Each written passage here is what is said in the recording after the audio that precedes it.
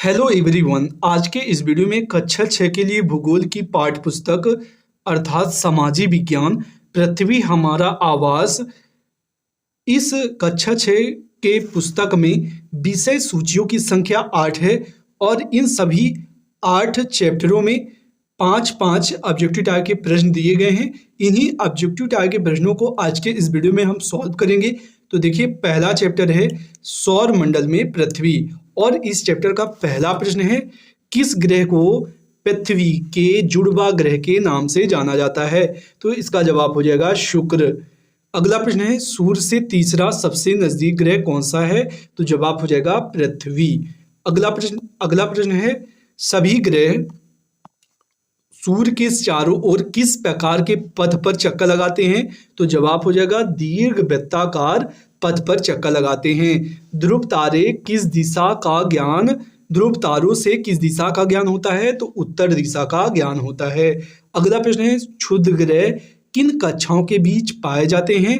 तो जवाब हो जाएगा मंगल और बृहस्पति। अगला चैप्टर है ग्लोब, अक्षांश और देशांतर और इस चैप्टर का पहला प्रश्न है प्रमुख यमोत्तर का मान है 0 डिग्री। दूसरा प्रश्न है शीत कटिबंध किसके नजदीक पाया जाता है। तो शीत कटिबंध ध्रुवों के नजदीक पाया जाता है।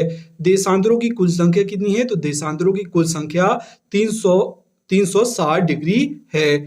अगला प्रश्न है दक्षिण ध्रुव वृत्त स्थित है। तो दक्षिणी गोलार्ध में स्थित है। अगला प्रश्न है ग्रीड किसका जाल है।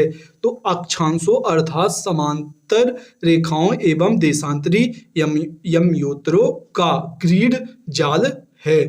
अगला चैप्टर है पृथ्वी की गतियां और इस चैप्टर का पहला प्रश्न है पृथ्वी की सूर्य के चारों ओर की गति को क्या कहा जाता है। तो इसे परिक्रमण गति कहा जाता है। अगला प्रश्न है सूर्य की सीधी किरणें विषुवत वृत्त पर किस दिन पड़ती हैं। तो ये 21 मार्च और 23 सितंबर को विषुवत वृत्त पर सीधे पड़ती हैं।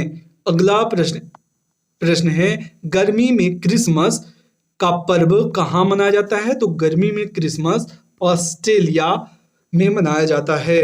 अगला प्रश्न है ऋतुओं में परिवर्तन पृथ्वी की किस गति के कारण होता है। तो जवाब हो जाएगा परिक्रमण गति के कारण ऋतुओं में परिवर्तन होता है। अगला चैप्टर है और यह चैप्टर चौथा है मानचित्र और पहला प्रश्न है वृक्षों के वितरण को दिखाने वाले मानचित्र हैं। तो जवाब हो जाएगा त्रिमैत्रिक मानचित्र।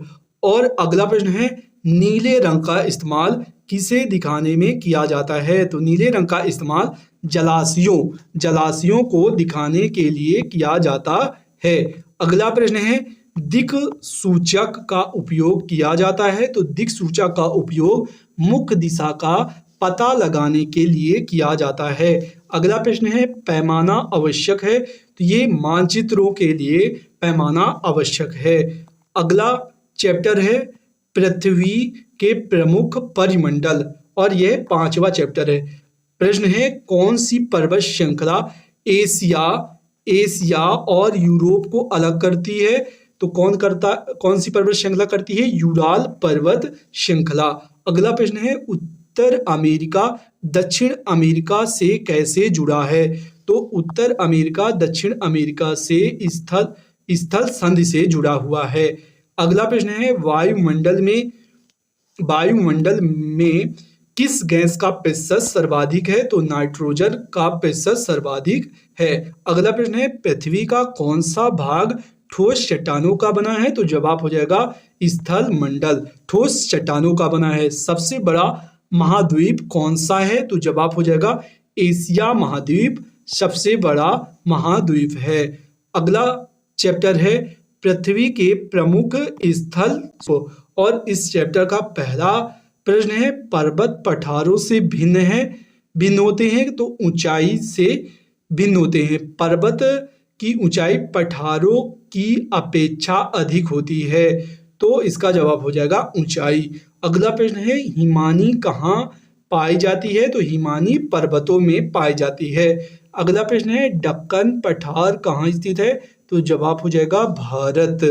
अगला प्रश्न है यांगत्से नदी कहाँ बहती है? तो जवाब हो जाएगा चीन में बहती है यांगत्से नदी। अगला प्रश्न है यूरोप की एक महत्वपूर्ण पर्वत श्रृंखला है? तो जवाब हो जाएगा अल्पस पर्वत श्रृंखला। अगला चैप्टर है हमारा देश भारत और इस चैप्टर का पहला प्रश्न है हिमालय के सबसे दक्षिणी भाग को क्या कहा जाता है?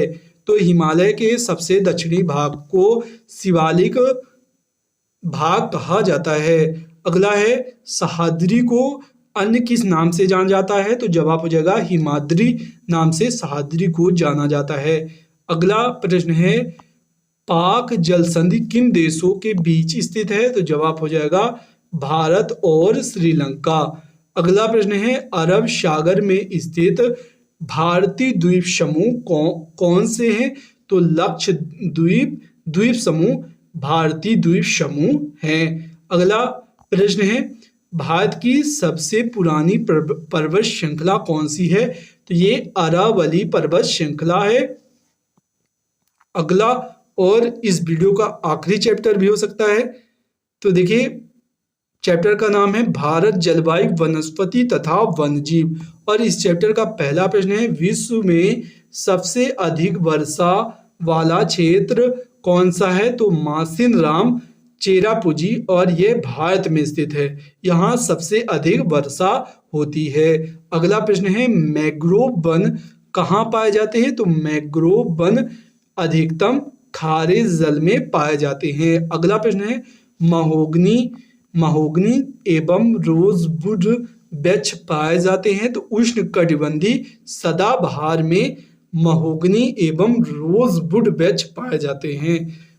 चौथा प्रश्न है जंगली बकरी तथा हिम तेंदुआ कहाँ पाए जाते हैं? तो हिमालय क्षेत्र में पाए जाते हैं। और इस वीडियो का आखिरी प्रश्न है दक्षिण पश्चिम मानसून के समय आर्द्र पवनें कहाँ बहती हैं? तो आर्द्र पवनें समुद्र से स्थल की ओर बहती हैं। आई होप आज का यह वीडियो आपको पसंद आया होगा। पसंद आया हो तो वीडियो को लाइक कीजिए और चैनल पर नए हैं तो सब्सक्राइब करना न भूलिए। मिलते हैं इसी प्रकार के नए वीडियो के